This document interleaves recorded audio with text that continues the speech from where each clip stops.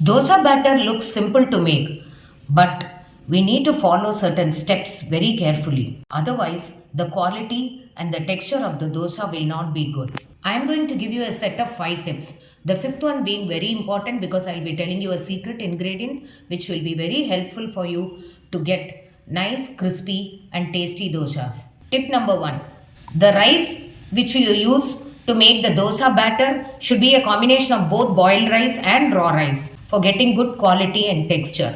The ratio for making the batter for the dosa is 2 is to 2.5 is to 1. That means 2 glasses boiled rice is to 2.5 glasses raw rice is to 1 glass of urad dal.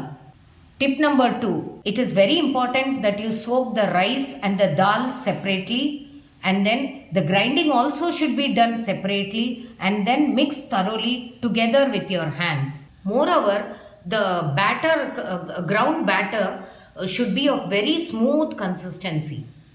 Tip number 4 is fermentation.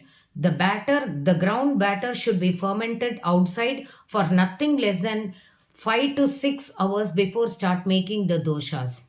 Additional tip: do not start making the doshas immediately after taking it out from the refrigerator. That is also very important. Now for the golden tip.